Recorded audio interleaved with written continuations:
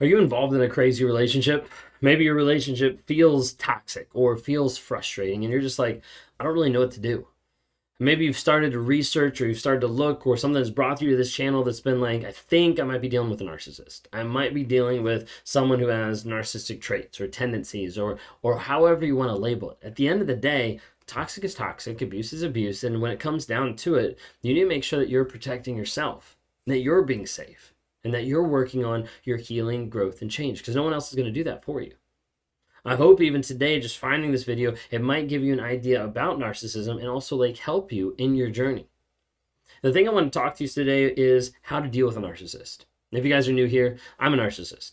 And you're like, why would you be on this channel? Well, I'm on this channel to provide awareness, growth, healing, and change. My life has been radically changed and is still growing, developing. I'm in therapy to continue working on myself, the behaviors, the thought patterns, the processes, all those things like that, to become a better person, to work on those negative and toxic behaviors, and to not exemplify them on a day-to-day basis, but to work on that change, that growth, and that healing. And I try to be able to do that with sharing my story, with talking about narcissism, and putting up content everywhere so people understand what narcissism actually is.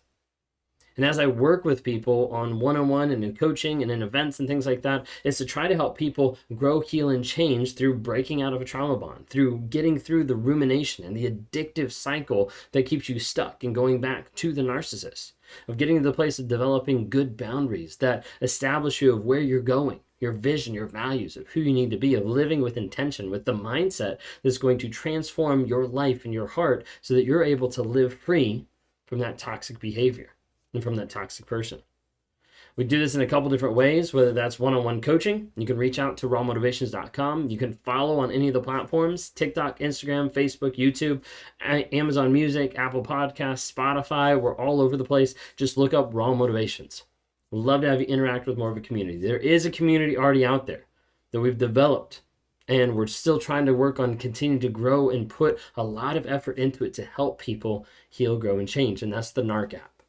If you haven't had a chance to be able to see it, download it. And just look it up on Apple or Google Play. Just type in NARC, NARC. What it stands for is Narcissistic Abuse Recovery Community. It's a community of like-minded people that are engaged in giving advice, that are engaged in supporting, that are engaged in helping you on your journey forward. And as people interact on the app and as they communicate and as they help guide people as they continue through that growth and power, they're able to engage in courses and understand healthy dating after abuse, understand boundaries, understand gaslighting, understand the lies that the narcissist tells, understand different things that help with the crazy making. And then as people get through that, they start getting to a place of going no contact, and they start being accountable and recording their no contact every single day, or writing in their journal and helping people understand, hey, this is a place that I'm coming back to every single day to make sure I'm grounded in the truth of the situation. We also have weekly lives that we have in there, and also monthly coaching, where you're able to get on screen on a Zoom call with a bunch of other survivors, be able to hear and share some of your stories, be able to get coaching that's focused on the future of how you're growing, how you're developing, and continuing moving forward. Would you join us today? Would that be something you engage with? If anything, if you don't know what the 9 traits of an NPD, narcissistic personality disorder, download the app and look at it, because it's free content on there. You can look on it. You can see, hey, this is what the 9 traits are, and goes through and explains them. Just that might help clear up some ideas of what's actually going on, or what's actually going on in your relationship. So how do you deal with a narcissist? So I'm going to just talk about 4 simple points of how to deal with a narcissist. Know, grow, show, and go.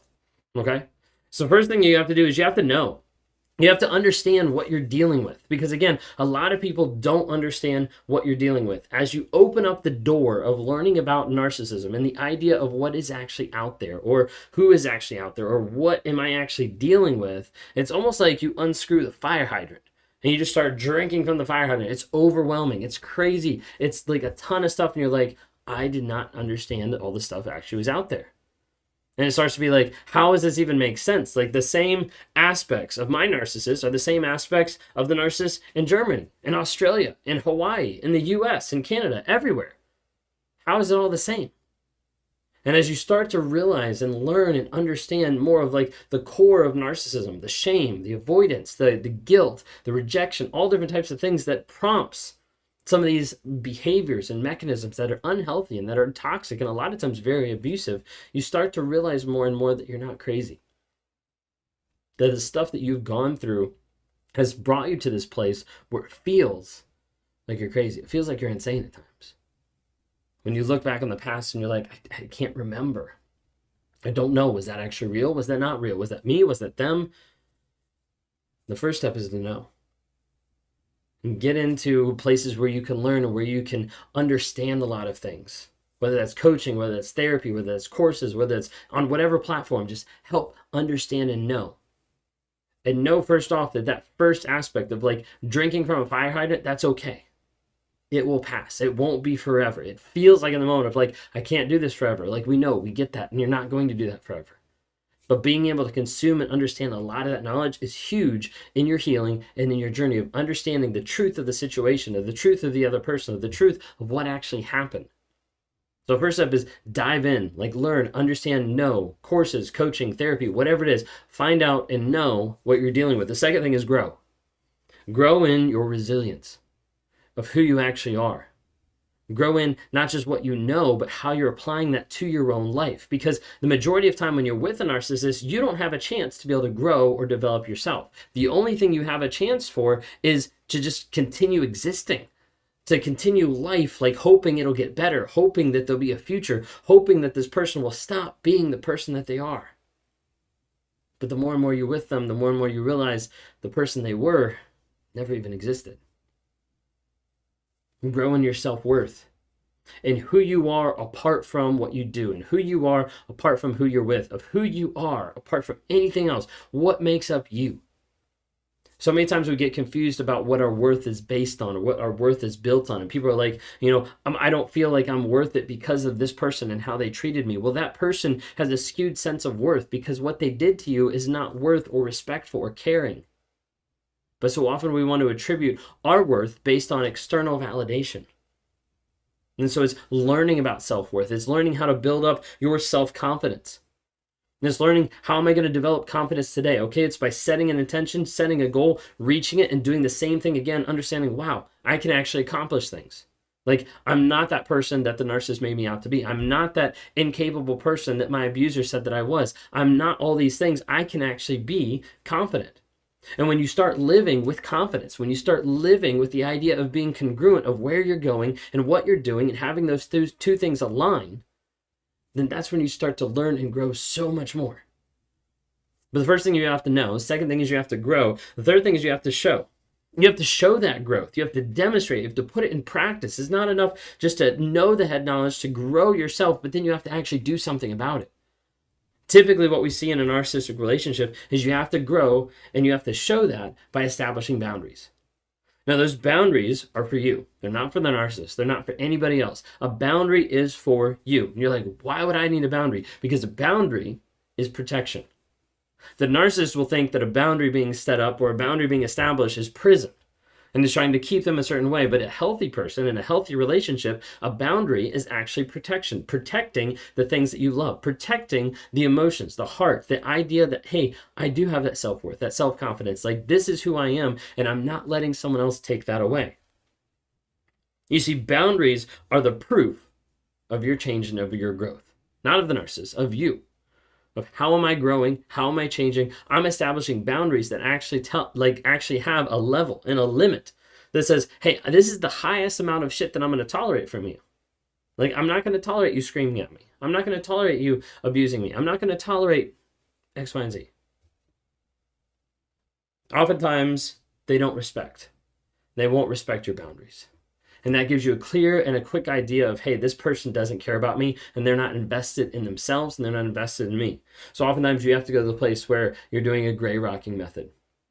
Caution, be careful. Gray rocking, I normally say, works 50% of the time. You have to know the narcissist in your life to understand, hey, if I gray rock, are they going to accelerate their abuse or will it decelerate? And you have to be careful about that. And gray rocking is the idea of being as uninteresting as possible in your actions and your responses and in your words. So not giving a reaction and sometimes letting that just kind of like fade to the side so you can build an exit strategy to be able to get out. Because that's the fourth thing, is go. You need to heal yourself, and a lot of times you can't heal yourself in a toxic environment. Are there people that do that? Yes, but we're talking like 5%. A lot of people need to be able to get out of the relationship because of that anxiety, that toxicity, that adrenaline that's happening every single day. They're not able to effectively heal, or especially quickly heal at all. You see, if there's no boundaries, then there's no respect. Then there's no change. And oftentimes people hold on to the fact of like, maybe they'll change. Maybe they'll get better. Maybe there's hope. The narcissist wants you to latch onto the maybes, because if they can keep you latched onto the maybes, they'll continue moving forward with life and string you along forever. But what I want to tell you right now is, if there's no truth, if there's no truth in the relationship, if there's no truth in your mind of what's actually happening, what's actually going on, if there's no truth, there's no hope. There's no healing. There's no change. So the question is, what are you going to do today? What stage are you on? Maybe it's no, maybe it's grow, maybe it's show, maybe it's go. Like, what stage are you on today in your path, in your process? It's okay if you've been with them for X amount of years and you're still on the first stage, or you're still in the last stage, whatever it might be. The idea is that you're constantly looking at your life and you're saying, how do I continue to grow with who I am, to demonstrate that to the people around me, to show it, and how do I get to the place where I have healing, growth, and change? Sometimes you can do it in a certain circumstance. Sometimes you can do it in another circumstance. I coach and I work with people that are in all aspects of life, that have already left, that are still stuck, that are trying to build an exit strategy, that don't know where to start. That goal is understanding what you're dealing with, learning about yourself, learning about what you need to do, implementing those things, and then changing your life. Whether that's leaving, whether that's staying, whatever it might be, but changing your life so you can be the person that you were called to be today.